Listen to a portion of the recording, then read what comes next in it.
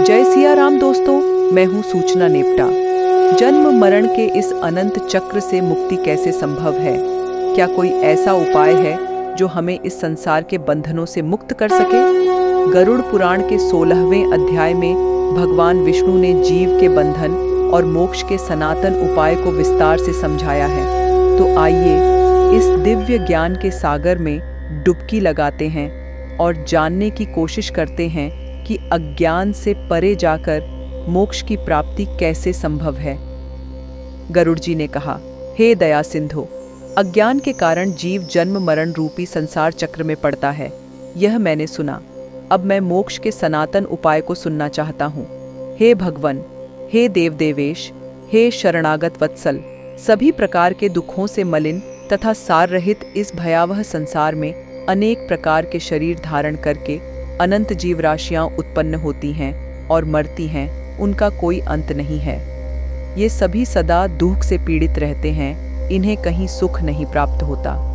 हे मोक्षेश, हे प्रभो, किस उपाय के करने से इन्हें इस संसृति चक्र से मुक्ति प्राप्त हो सकती है, इसे आप मुझे बताइए। श्री भगवान ने कहा, हे तार्क्ष्य, तुम इस विषय में मुझसे जो पूछते हो मैं बतलाता हूँ। सुनो। जिसके सुनने मात्र से मनुष्य संसार से मुक्त हो जाता है, वह परब्रह्म परमात्मा निष्कल कला रहित परब्रह्म स्वरूप, शिव स्वरूप, सर्वज्ञ, सर्वेश्वर, निर्मल तथा अद्वय द्वैत भाव रहित है। वह परमात्मा स्वत प्रकाश है, अनादि अनंत निर्विकार परात्पर निर्गुण और सच्चित आनंद स्वरूप है। यह जीव उसी का अंश है। जैसे अग्नि से बहुत से स्फुलिंग अर्थात चिंगारियां निकलती हैं, उसी प्रकार अनादिकालीन अविद्या से युक्त होने के कारण अनादिकाल से किए जाने वाले कर्मों के परिणाम स्वरूप देहादि उपाधि को धारण करके जीव भगवान से पृथक हो गए हैं। वे जीव प्रत्येक जन्म में पुण्य और पाप रूप सुख दुख प्रदान करने वाले कर्मों से नियंत्रित होकर तत्त जाति के योग से देह, शरीर, आयु और कर्मानुरोधी भोग प्राप्त करते हैं। हे खग, इसके पश्चात भी पुण्य वे अत्यंत सूक्ष्म लिंग शरीर प्राप्त करते हैं और यह क्रम मोक्ष पर्यंत स्थित रहता है। ये जीव कभी स्थावर वृक्ष लतादि जड़ योनियों में, पुण्य कृमियोनियों में, तदनंतर जलचर पक्षी और पशु योनियों को प्राप्त करते हुए मनुष्य योनि प्राप्त करते हैं। फिर धार्मिक मनुष्य के रूप में और पुण्य देवता तथा देवयोनि के पश्चात क्रमशः मोक्ष प्राप्त करने के अधिकारी होते हैं। उद्भिज, स्वेदज और पिंडज, जरायुज, इन 4 प्रकार के शरीरों को सहस्त्रों बार धारण करके उनसे मुक्त होकर सुकृतवश पुण्य प्रभाव से जीव मनुष्य शरीर प्राप्त करता है और यदि वह ज्ञानी हो जाए तो मोक्ष प्राप्त कर लेता है। जीवों की 84 लाख योनियों में मनुष्य योनि के अतिरिक्त अन्य किसी भी योनि में तत्व ज्ञान प्राप्त नहीं होता। पूर्वोक्त विभिन्न योनियों में हजारों हजार करोड़ों बार जन्म लेने के अनंतर उपार्जित पुण्य पुंज के कारण कदाचित मनुष्य योनि प्राप्त होती है। मोक्ष प्राप्ति के लिए सोपान भूत यह दुर्लभ मनुष्य शरीर प्राप्त करके इस संसृति चक्र से जो अपने को मुक्त नहीं कर लेता, उससे अधिक पापी और कौन होगा। उत्तम मनुष्य शरीर में जन्म प्राप्त करके और समस्त सौष्ठव संपन्न अविकल इंद्रियों को प्राप्त करके भी जो व्यक्ति अपने हित को नहीं जानता, वह ब्रह्म घातक होता है। शरीर के बिना कोई भी जीव पुरुषार्थ नहीं कर सकता, इसलिए शरीर और धन की रक्षा करता हुआ इन दोनों से पुण्योपार्जन करना चाहिए। मनुष्य को सर्वदा अपने शरीर की रक्षा करनी चाहिए, क्योंकि शरीर सभी पुरुषार्थों का एकमात्र साधन है, इसलिए उसकी रक्षा का उपाय करना चाहिए। जीवन धारण करने पर ही व्यक्ति अपने कल्याण को देख सकता है। गांव, क्षेत्र, धन, घर और शुभाशुभ कर्म पुनः पुनः प्राप्त हो सकते हैं, किंतु मनुष्य शरीर पुनः पुनः प्राप्त नहीं हो सकता। इसलिए बुद्धिमान व्यक्ति सदा शरीर की रक्षा का उपाय करते हैं। कुष्ठ आदि रोगी भी अपने शरीर को त्यागने की इच्छा नहीं करते। शरीर की रक्षा धर्माचरण के उद्देश्य से और धर्माचरण ज्ञान प्राप्ति के उद्देश्य से ज्ञान, ध्यान एवं योग की सिद्धि के लिए और फिर ध्यान योग से मनुष्य अविलंब मोक्ष प्राप्त कर लेता है। यदि मनुष्य स्वयं ही अपने आत्मा का अहित से निवारण नहीं कर लेता, तो आत्मा का दूसरा कौन हितैषी होगा जो आत्मा को तारेगा। जो जीव मनुष्य के शरीर में रहकर इसी जन्म में नरक रूपी व्याधि की चिकित्सा नहीं कर लेता, वह परलोक में जाने पर, जहां औषध नहीं प्राप्त है, नरक व्याधि से पीड़ित होने पर फिर क्या कर सकेगा। वृद्धावस्था बाघिन के समान सामने खड़ी है। फूटे हुए घड़े के गिरने वाले जल की भांति प्रतिक्षण आयु समाप्त होती जा रही है। रोग शत्रु की भांति प्रहार कर रहे हैं। अतः श्रेय प्राप्ति के लिए जीव को अभ्यास करना चाहिए। जब तक दुख प्राप्त नहीं होता, जब तक आपत्तियां घेर नहीं लेती और जब तक इंद्रियों में वैकल्य शिथिलता नहीं आ जाता, तब तक श्रेय प्राप्ति के लिए जीव को प्रयास करते रहना चाहिए। जब तक यह शरीर है, तभी तक तत्व ज्ञान का अभ्यास करना चाहिए। भवन में आग लग जाने पर कौन ऐसा दुर्बुद्धि मनुष्य है जो कुआं खोदना प्रारंभ करता है। बहुविध सांसारिक कार्य प्रपंचों में व्यस्त रहने के कारण काल का ज्ञान नहीं होता। यह क्लेश की बात है कि मनुष्य अपने सुख दुख और हित की बात को नहीं समझता। संसार में जीवों को उत्पन्न होते हुए, रोग आदि से दुखी होते हुए, मृत्यु प्राप्त करते हुए और आपत्तिग्रस्त तथा दुखी देखकर भी सांसारिक मनुष्य मोहरूपी मदिरा को पीकर कभी भी भयभीत नहीं होता। भौतिक संपत्ति स्वप्न के समान नश्वर क्षण भंगुर है। यौवन भी पुष्प के समान मुरझा जाने वाला है।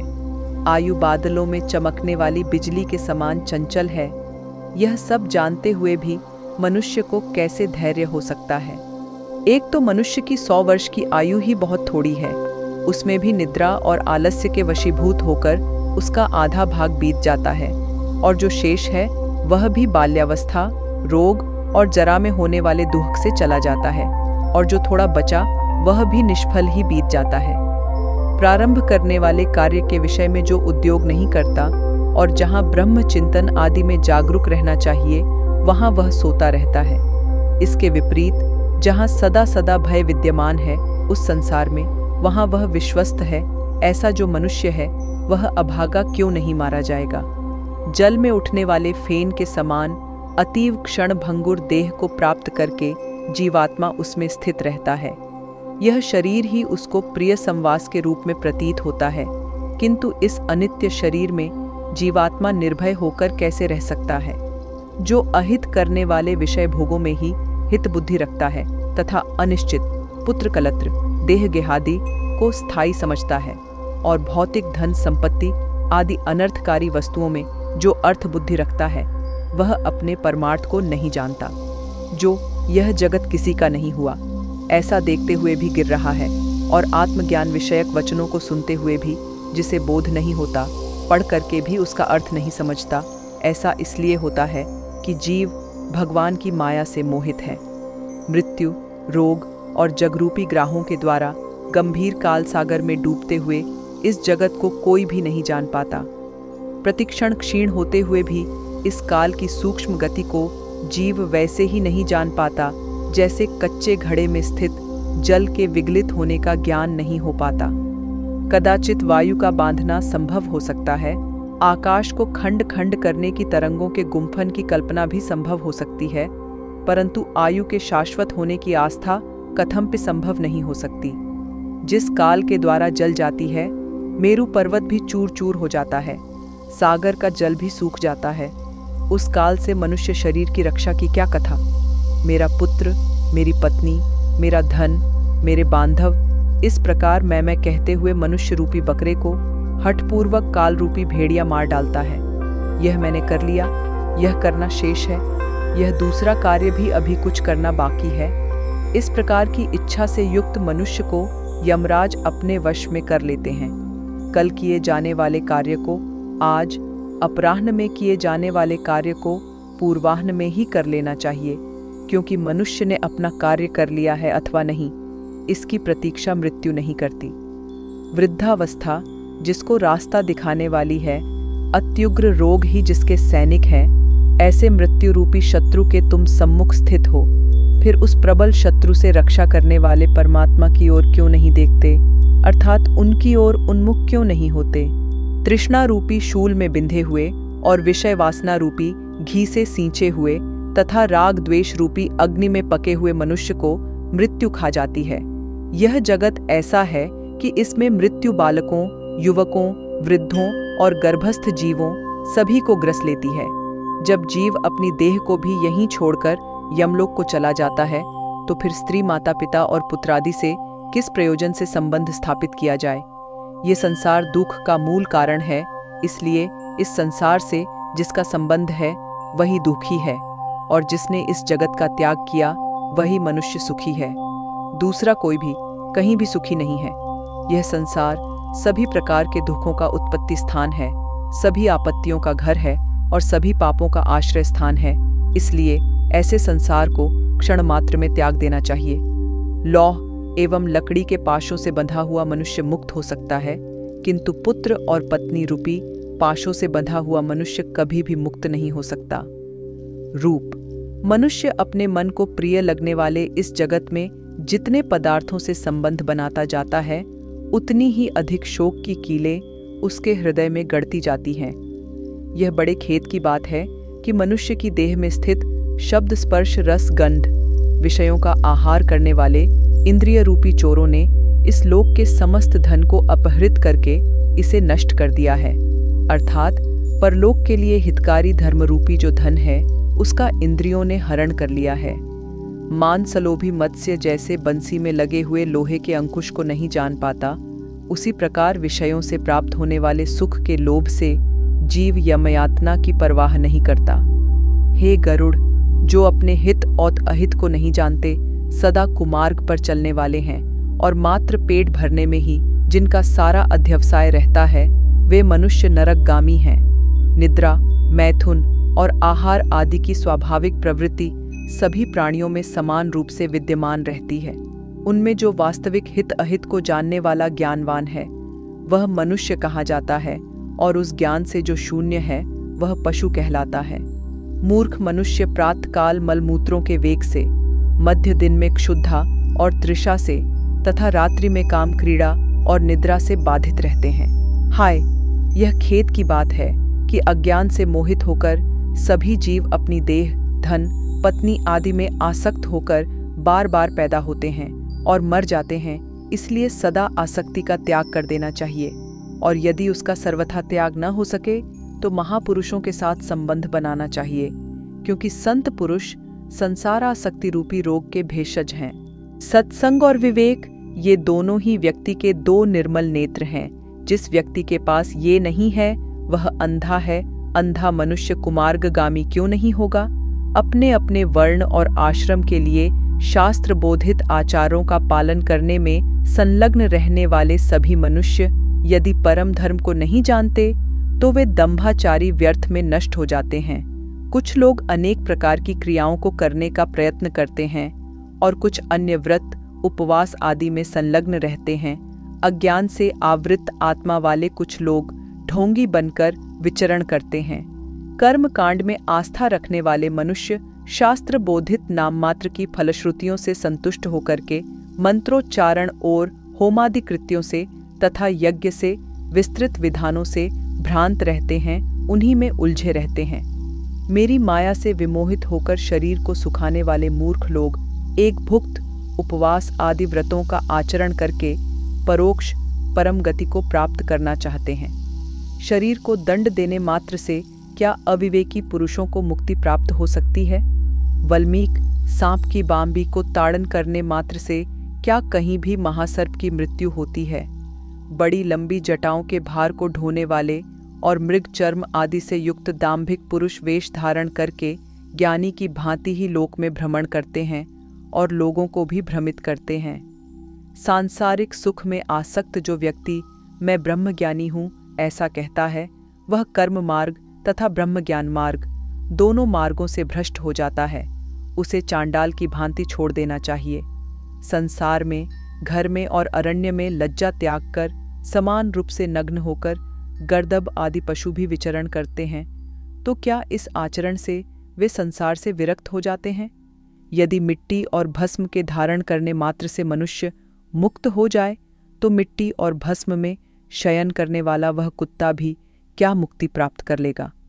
घास पात और जल का आहार करने वाले तथा निरंतर जंगल में निवास करने वाले श्रृंगाल, चूहे तथा मृग आदि पशु भी क्या तपस्वी, योगी हो जाते हैं? अर्थात अन्न छोड़ देने, ग्राम या नगर में निवास छोड़कर वन में रहने मात्र से कोई सन्यासी नहीं हो जाता। मंडूक अर्थात मेढक और मत्स्य आदि जलचर जीव जन्म से लेकर मृत्यु पर्यंत गंगा आदि नदियों में निवास करते हैं, तो क्या वे योगी हो जाते हैं? कबूतर शिलवृत्ति कंकड़ का आहार करने वाले हैं तथा चातक कभी भी भूमि पर स्थित जल को नहीं पीते, तो क्या इससे वे व्रती हो जाते हैं? इसलिए हे खगेश्वर, पूर्वोक्त संपूर्ण कर्मानुष्ठान केवल लोक रंजन मात्र के लिए हैं। मोक्ष का अकरण तो साक्षात तत्व ज्ञान ही है। हे खग, षड्दर्शन रूपी महाकूप में पड़े हुए मनुष्य रूपी पशु परमार्थ को नहीं जानते हैं, क्योंकि वे पशुपाश से नियंत्रित रहते हैं। वेद और शास्त्र रूपी घोर समुद्र में इधर उधर ले जाए जाते हुए कुतार्किक व्यक्ति षडूर्मियों, क्षुधा पिपासा, शोक मोह और जन्म मृत्यु को षडूर्मि कहा जाता है, से ग्रस्त होकर स्थित रहते हैं। वेद शास्त्र और पुराणों को जानने वाला भी जो मनुष्य परमार्थ को नहीं जानता, विडंबनाग्रस्त, उसका पूर्वोक्त संपूर्ण ज्ञान कौए के कांव कांव करने जैसा है। परम तत्व से परांगमुख जीव यह ज्ञान है, यह ध्येय है। इसी चिंता से व्याकुल होकर रात दिन शास्त्रों का अध्ययन करते हैं। काव्योचित अलंकारों से सुशोभित गद्य वाक्य रचना या छंदोबद्ध कविता की रचना करने पर भी विषयोपभोग के प्रति लालायित इंद्रियों वाले तत्व ज्ञान रहित मूढ़ व्यक्ति नाना चिंताओं के कारण दुखी रहते हैं। परम तत्व की प्राप्ति तो अन्य प्रकार से होती है, किंतु लोग अन्य प्रकार के उपाय करके क्लेश प्राप्त करते हैं। शास्त्र का भाव तो कुछ और होता है, परंतु वे उसकी व्याख्या कुछ दूसरे प्रकार से करते हैं। कुछ अहंकारी व्यक्ति गुरुपदेश आदि को प्राप्त न करके भी उन्मनी भाव के विषय में कहते हैं, पर वे स्वयं उसका अनुभव नहीं करते। बहुत से लोग वेद और शास्त्र का अध्ययन तो करते हैं और परस्पर एक दूसरे को बोध भी कराते हैं, तात्पर्य समझाते हैं, पर वे परम तत्वों के विषय में उसी प्रकार कुछ नहीं जानते जिस प्रकार कलछी पाकरस को नहीं जानती। पुष्प को धारण तो सिर करता है, किंतु उस पुष्प की गंध को नासिका ही जानती है। ठीक इसी प्रकार वेद और शास्त्र का अध्ययन में उसी प्रकार भटकता फिरता रह जाता है, जैसे कोई मूर्ख ग्वाला अपनी कोख में बकरे को पकड़े रखने पर भी उसको खोजने के लिए कुएं में देखता है। संसार के मोह का नाश करने के लिए शास्त्र के शब्दों के अर्थ को जानना मात्र पर्याप्त नहीं है। दीपक की बात से कभी अंधकार की निवृत्ति नहीं हो सकती। बुद्धिहीन मनुष्य का पढ़ना अंधे व्यक्ति के दर्पण देखने के समान व्यर्थ है। अतः बुद्धिमान व्यक्ति को ही शास्त्रीय तत्व ज्ञान का लक्षण हो सकता है, अर्थात बुद्धिमान को ही तत्व ज्ञान लक्षित हो सकता है। जो यह ज्ञान यहाँ है, इसे जानना चाहिए। इस प्रकार बुद्धि करके शास्त्र में प्रतिपाद्य सब कुछ सुनना चाहता है, वह 1000 दिव्य वर्षों की आयु प्राप्त करके भी शास्त्रों का अंत प्राप्त नहीं कर सकता। अनेक शास्त्र हैं, आयु अत्यल्प है, जिसमें करोड़ों विघ्न हैं। इसलिए जैसे हंस जल के मध्य से दूध को ग्रहण कर लेता है, उसी प्रकार बुद्धिमान व्यक्ति को भी शास्त्र के सारतत्व का ज्ञान प्राप्त करना चाहिए। वेद शास्त्रों का अभ्यास कर वहाँ से तत्व ज्ञान प्राप्त करके बुद्धिमान मनुष्य को चाहिए कि जैसे धान चाहने वाला व्यक्ति धान ग्रहण करके पलाल अर्थात पुआल को छोड़ देता है, उसी तरह उसे भी अन्य सभी शास्त्रों को छोड़ देना चाहिए। जैसे अमृत से तृप्त व्यक्ति के लिए भोजन की कोई आवश्यकता नहीं होती, उसी प्रकार हे तार्क्ष्य, तत्वज्ञ को शास्त्र से कोई प्रयोजन नहीं होता। हे विनतात्मज, न वेदाध्ययन से मुक्ति प्राप्त होती है और न शास्त्रों के अध्ययन से ही। मोक्ष की प्राप्ति ज्ञान से ही होती है, किसी दूसरे उपाय से नहीं। जिस प्रकार मुक्ति के लिए न तो आश्रम धर्म का अनुष्ठान कारण है, न दर्शनों का अध्ययन कारण है, उसी प्रकार श्रौत स्मार्त कर्म भी कारण नहीं है। मात्र ज्ञान ही मोक्ष का उपाय है। गुरु का वचन ही मोक्ष देने वाला है। अन्य सब विद्याएं विडंबना मात्र है। लकड़ी के हजारों भारों की अपेक्षा एक संजीवनी ही श्रेष्ठ है। कर्मकांड और वेद शास्त्रादि के अध्ययन रूपी परिश्रम से रहित केवल गुरुमुख से प्राप्त अद्वैत ज्ञान ही कल्याणकारी कहा गया है। अन्य करोड़ों शास्त्रों को पढ़ने से कोई लाभ नहीं। वेदादि आगम शास्त्रों का अध्ययन तथा विवेक, इन दो साधनों से ज्ञान की प्राप्ति होती है। आगम से शब्द ब्रह्म का ज्ञान प्राप्त होता है और विवेक से परब्रह्म का ज्ञान प्राप्त होता है।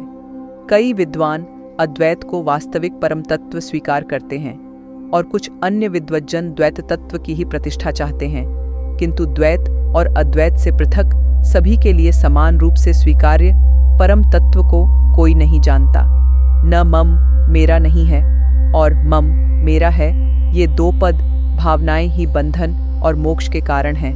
मम बुद्धि करने से प्राणी बंधन को प्राप्त होता है और मेरा नहीं है, इस प्रकार की भावना करने से मुक्त होता है। कर्म वही है जो बंधन का हेतु नहीं होता तथा विद्या वही है जो मोक्ष प्रदान करा दे, और इससे अतिरिक्त कर्म केवल श्रम मात्र के हेतु हैं जो शरीर के लिए क्लेशप्रद हैं, तथा अन्य प्रकार की विद्या शिल्प चातुर्य मात्र है। जब तक कर्म किए जाते हैं, जब तक संसार में आसक्ति रहती है, जब तक इंद्रियों का चांचल्य बना रहता है, तब तक तत्वज्ञान की बात ही कहाँ हो सकती है। जब तक देहाभिमान, देह को अपना स्वरूप मानना है, जब तक ममता रहती है, जब तक प्रयत्नों का वेग रहता है, जब तक संकल्प की कल्पना होती रहती है, जब तक मन स्थिर नहीं हो जाता, जब तक शास्त्र का चिंतन नहीं किया जाता तथा जब तक गुरु की कृपा नहीं प्राप्त होती, तब तक तत्व ज्ञान की चर्चा ही कहाँ होती है। तप, व्रत, तीर्थ, जप, होम तथा पूजा आदि सत्कर्मों का अनुष्ठान तथा वेद, शास्त्र और आगम की कथा तभी तक उपयोगी है जब तक जीव को तत्व ज्ञान प्राप्त नहीं हो जाता। इसलिए हे तार्क्ष्य, यदि अपने मोक्ष की इच्छा हो तो सर्वदा संपूर्ण प्रयत्नों का सभी अवस्थाओं में निरंतर अनुष्ठान करके तत्व ज्ञान की प्राप्ति में संलग्न रहना चाहिए। जो प्राणी आदि भौतिक, आदि दैविक, आध्यात्मिक तापत्रय से सदा संतप्त रहता है, उसे मोक्ष वृक्ष की छाया का आश्रय करना चाहिए। जिस मोक्ष वृक्ष का पुष्प धर्म और ज्ञान स्वरूप है तथा फल स्वर्ग एवं मोक्ष है, इसलिए श्री गुरु मुख से आत्म तत्व विषयक ज्ञान प्राप्त करना चाहिए। ज्ञान हो जाने पर प्राणी इस घोर संसार बंधन से सुखपूर्वक मुक्त हो जाता। अहि हे तार्क्ष्य, मैं तत्व ज्ञानी पुरुष के द्वारा किए जाने वाले अंतिम कृत्य के विषय में तुम्हें बताता हूँ, सुनो।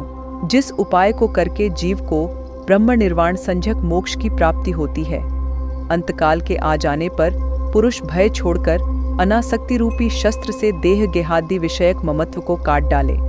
वह धीर पुरुष घर से निकलकर पवित्र तीर्थ के जल में स्नान करके पवित्र और एकांत देश में विधिवत आसन लगाकर बैठ जाए और शुद्ध परम त्रिवृत ब्रह्माक्षर अर्थात ओंकार का मन से अभ्यास करे तथा ब्रह्म बीज स्वरूप ओंकार का निरंतर स्मरण करके श्वास को जीतकर मन को नियंत्रित करे। बुद्धि रूपी सारथी की सहायता से मन रूपी लगाम के द्वारा इंद्रियों को विषयों से निगृहीत कर ले और कर्मों के द्वारा आक्षिप्त मन को बुद्धि की सहायता से शुभ अर्थ में अर्थात पर ब्रह्म के चिंतन में लगा दे। मैं ब्रह्म हूँ, मैं परम धाम हूँ और परम पद रूपी ब्रह्म मैं हूँ, ऐसी समीक्षा करके अपनी आत्मा को निष्कल परमात्मा में लगा दे और ओम इस एकाक्षर ब्रह्म का उच्चारण करता हुआ तथा मेरा स्मरण करता हुआ जो मनुष्य देह त्याग करता है, वह इस संसार से तर जाता है और परम गति प्राप्त करता है।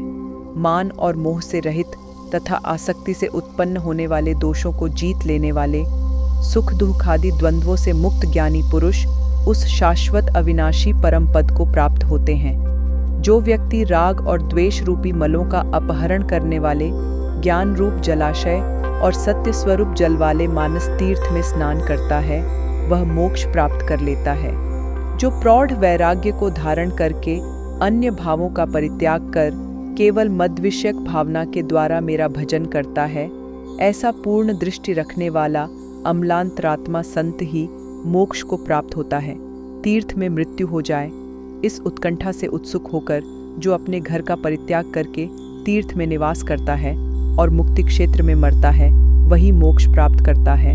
अयोध्या, मथुरा, कणखल, हरिद्वार, काशी, कांची, अवंतिका और द्वारावतीपुरी, ये 7 पुरियां मोक्ष देने वाली हैं।